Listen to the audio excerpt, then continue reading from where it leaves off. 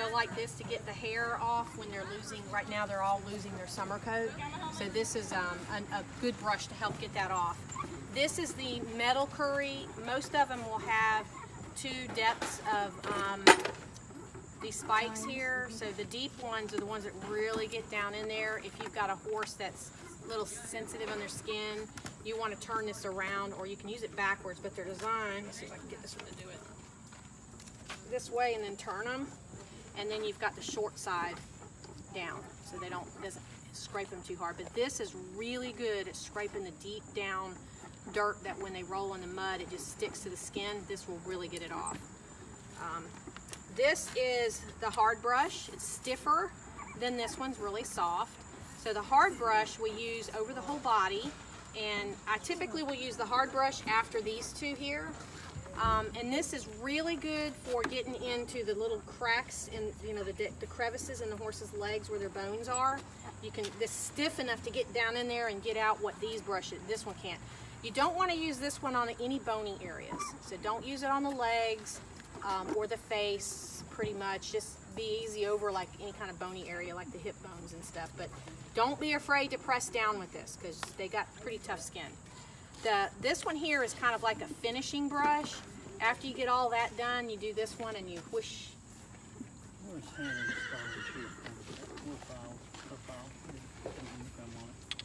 I don't know. I can't answer that right now.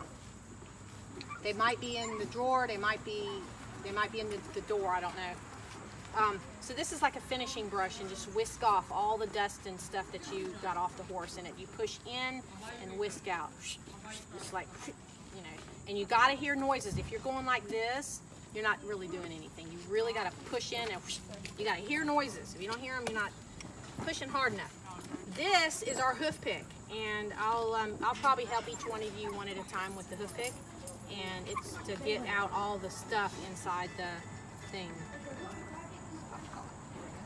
This little one here is the face brush, and it's to get around the eyes and any, you know, all the smaller areas on the face. Just make sure you don't go over into the eyes with that. And this is a mane and tail comb. Mane and tail comb is basically that. It's to comb the mane and the tail. The mane doesn't have feeling. I'm going to go and demonstrate real quick with Snow over here. She's battling a little bit of diarrhea right now, and we're trying to figure out what it is. We've given her different supplements to stop it. That's why she's so dirty on her hind end back here. We will not be able to comb her tail. It needs to be washed. But the main comb, around over here, let's back up, is the horses, like, see how I'm kind of pulling? They don't have feeling in their mane like we have in our heads. If I was to do this on one of them little girls, they'd be going, ah! Be screaming. But really, I like to try it when it's dirty. I just start at the bottom and comb, and then just slowly work your way up, and then you'll get up to the top eventually. You can pull all the mane to one side, whatever side you're working on.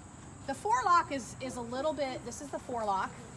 Up in here, it's a little more sensitive because see how it's pulling on her skin? She can feel that on her face. It's not that she feels pain, she just feels the tug and the pull, and things aren't supposed to pull on their face. So she's like, what is that? So I will just kind of hold this. She just doesn't want to stand still in my hand when I'm working this, and then I'll just work up till I can get it. She's not too bad. Some of the horses' manes haven't been combed in a while, and you might have a little more tougher time doing them. If we have time and we get to the tail, and hers we're not going to get to today because hers needs to be washed before it gets combed, but you always want to stand to the side when you're doing the tail. You don't want to be directly behind the horse because they can't see, and it's dangerous back here. But I will, sometimes this time of year they start shedding these little hairs up here, so I might comb up there. But typically it takes a long time to do a tail if it's really dirty. But you start at the bottom and get it to where you can get it all combed through, then work your way up, and then keep working your way up the part of the tail. Just work on one strip, and then you get another strip, and then work that strip until you get it all done. But it takes a long time. And for her, we use the mane comb in her, these are called feather It's not feathers, it's feather. I've been corrected at the Kentucky Horse Park. I went to Kentucky once, and they were talking about the feather on horses. So it's kind of like deer and deer. So it's plural, it's feather and feather. So that's what these are called. But she probably needs some detangler in them because these are, I'm sure, a lot more sensitive because they're connected into her skin versus like the mane and tail stuff. All right, and then just real quick, I'm just going to show you all the brushes that's in use. So this one here. Oh, and I want to talk about hand placement. You want to place your spare hand on the horse as you're doing this, and you're just going to, should start up here. So you're going to go like this, and see all that hair dropping off? Just it's like giving them a massage. That's summer coat coming off, the winter coat starting to come in. Give them a nice good massage. The spare hand, I'm going kind of fast down the horse. You really want to work your horse a little slower. Keep your hands like this. The horse, it gives them a spatial awareness as to where you are on the horse. And you can feel for bumps and divots and marks and stuff under the skin or under the hair that you can't normally like see. And if you find a raised up area, inspect it, look at it, make sure it's, maybe could be just mud. If it's a boo-boo, you don't want to sit there and try to get it off and then scrape the scab off. But that'll help you with feeling for things like that. And it helps you feel how smooth the horse gets after you're brushing. So right now she's rough feeling because she's dirty and she's got a lot of hairs coming off.